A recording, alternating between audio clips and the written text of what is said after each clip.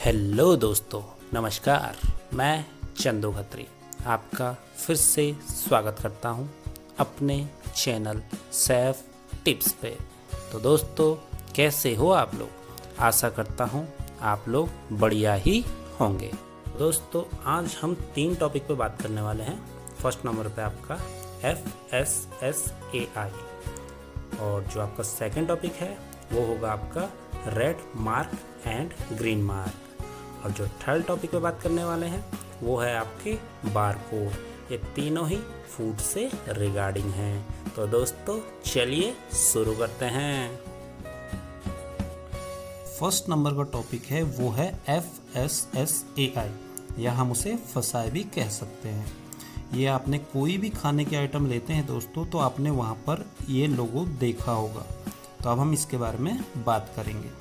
तो FSSAI या फसाई का जो फुल फॉर्म होता है वो होता है food safety and standard authority of India, और इसे हिंदी भाषा में कहें तो भारत खाद्य सुरक्षा एवं मानक प्राधिकरण। ठीक है, तो अब हम इसके बैकग्राउंड या हिस्ट्री के बारे में बात करते हैं। भारत सरकार ने फूड की क्वालिटी देखने के लिए 1954 में prevention of food adulteration law बनाया। यह भारत का पहला लॉ था जो खाने में मिलावट को रोकने के लिए बनाया गया। इसके बाद अलग अलग मिनिस्ट्री या मंत्रालयों ने अलग अलग प्रोडक्ट जैसे मिल्क हो गया, मीट हो गया, फ्रूट्स हो गया, इन सब पर अलग अलग लॉ बनाए। इन सभी लॉ को एक साथ रेगुलेट या चलाने के लिए सन 2006 में food safety and standard act बनाया गया। इसके अंतर्गत सन 2008 में फसाई की स्थापना की गई। Ministry of health and family welfare के अंडर में रखा गया है। इसके जो रूल और रेगुलेशन थे वो 5 अगस्त सन 2011 से फॉलो किए गए। इसके अंदर एक चेयरमैन होता है और 22 मेंबर होते हैं, और जो इसका CEO होता है वो गवर्नमेंट के थ्रू अपॉइंटेड होता है। इसका हेड ऑफिस न्यू दिल्ली में है, और इसके ऑल इंडिया में 8 ऑफिस हैं, और इसकी लेबोरेटरी जो ऑल ओवर इंडिया में वो 76 हैं। करते हैं इसके लाइसेंस और रजिस्ट्रेशन की। अगर आप फूड का कोई भी बिजनेस करते हैं तो आप या तो रजिस्ट्रेशन कराना होगा या तो आपको इसका लाइसेंस लेना होगा। इसे हम 3 हिस्सों में डिवाइड करते हैं। पहले नंबर पे आता है रजिस्ट्रेशन, सेकंड नंबर पे आता है स्टेट लाइसेंस, और थर्ड नंबर पे आता है आपका सेंटर लाइसेंस। तो जो फर्स्ट नंबर में है उसमें अगर आपका बिजनेस पैटी फूड बिजनेस है या आपका ईयरली टर्नओवर 12 लाख से कम का होता है तो आपको सिर्फ रजिस्ट्रेशन कराना होगा। अब सेकंड नंबर की बात करते हैं तो स्टेट लाइसेंस। अगर आपका टर्नओवर 12 लाख से ऊपर का है ईयरली और आपका जो बिजनेस है वो पैटी फूड बिजनेस में नहीं आता है तो आपको स्टेट लाइसेंस की ज़रूरत पड़ेगी। और थर्ड नंबर पे आता है आपका सेंट्रल लाइसेंस। इसमें आपको 20 करोड़ से ऊपर अगर आपका ईयरली टर्नओवर है तो आपको सेंट्रल लाइसेंस लेना पड़ेगा। फसाई 31 एक्ट 2006 के अंदर अगर आप फूड का कोई भी बिजनेस करते हैं तो आपको रजिस्ट्रेशन या लाइसेंस लेना कंपलसरी है। अगर आप ऐसा नहीं करते हैं तो आपको 5 लाख तक का जुर्माना या 6 माह की जेल भी हो सकती है। अब हम बात करेंगे फसाई की रोल एंड ड्यूटीज़ के बारे में।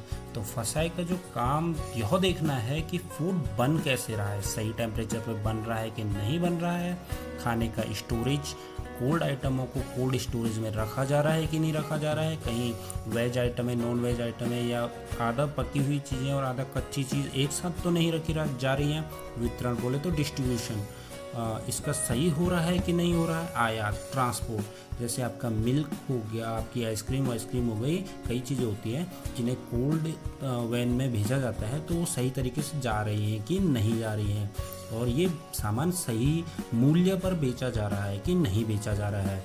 और इसका यह देखना भी होता है कि हानिकारक और जहरीली पदार्थ मार्केट में ना जाए। फसाई खान पान सुरक्षा और खाद्य नियमों के मापदंड का मुख्य और एकमात्र संस्था है जो हमारे भारत में है। दोस्तों अब हम अपने सेकंड टॉपिक की तरफ चलते हैं और हमारा जो सेकंड टॉपिक है वो है Green Marc and red mark. हम हर रोज बाजार से बहुत सी चीज़ें खरीद कर खाते हैं, लेकिन कभी भी उस पैकेट के पीछे लिखी हुई जानकारी को हम पढ़ने की कोशिश भी नहीं करते। क्या आपको पता है कि जिस चीज़ को आप खा रहे हैं उसके पीछे एक निशान होता है?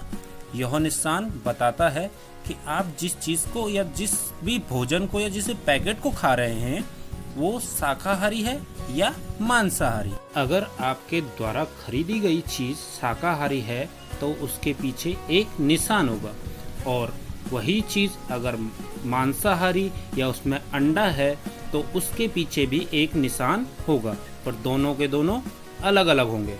यूं तो अधिकतम लोग इस निशान को नहीं देखते हैं, लेकिन अगर आप चाहते हैं कि आप कभी शाकाहारी समझकर कोई मांसाहारी चीज़ न खा लें तो पैकेट को पलटकर देख लें ये निशान।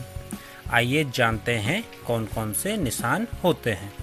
शाकाहारी के लिए हरा निशान। आपके द्वारा खरीदी गई कोई चीज़ वेज है तो उसके पीछे एक हरे रंग का डॉट होगा। इस डॉट के चारों ओर हरे रंग का ही एक वक्र या चौखट बना होगा। अगर किसी पैकेट के पीछे आपको ऐसा निशान दिखता है तो आप तुरंत समझ जाइएगा कि ये प्रोडक्ट शाकाहारी है। सेकंड नंबर आता है मांसाहारी चीज़ के लिए लाल निशान। इसी प्रकार आप पता कर सकते हैं कि आप किसी आइटम को मांसाहारी है या नहीं है। अगर उसके पीछे रेड डॉट और उसके चारों ओर रेड चौखट बना हुआ है तो वह आइटम मांसाहारी है। थर्ड नंबर पे आता है दोस्तों अंडे के लिए निशान। यूं तो कई देशों में अंडे को शाकाहारी में ही गिना जाता है, लेकिन भारत में अंडे को कई लोग मांसाहारी और कई लोग शाकाहारी मानते हैं।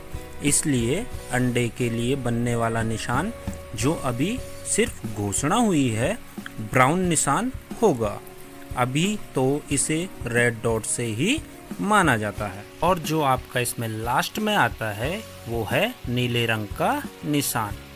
नीले रंग का निशान अभी तक किसी भी प्रोडक्ट के पीछे नहीं छपा गया है, लेकिन इस पर विचार चल रहा है। नीले रंग का निशान उस प्रोडक्ट के पीछे दर्शाया जाएगा जो डायबिटीज पेशेंटों के लिए खाने योग्य हो।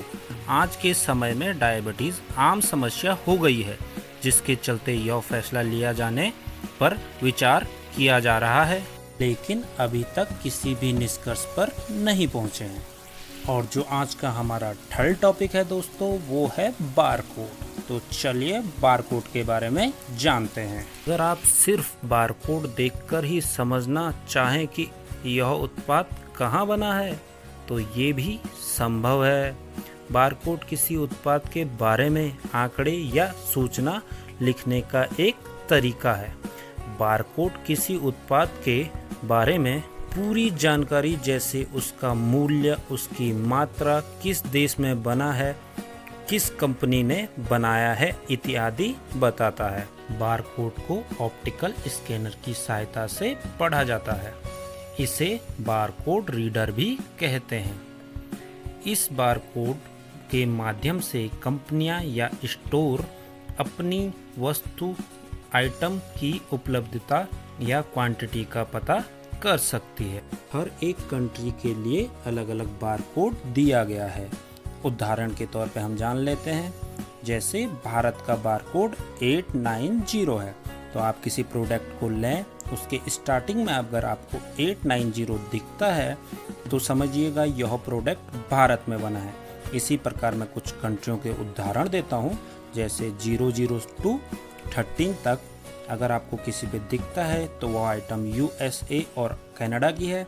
30 to 37 के बीच में दिखता है तो वो आइटम फ्रांस की है। 40 to 44 के बीच में दिखता है वह जर्मनी की है। इसी प्रकार हर एक कंट्री की अलग अलग बारकोड है।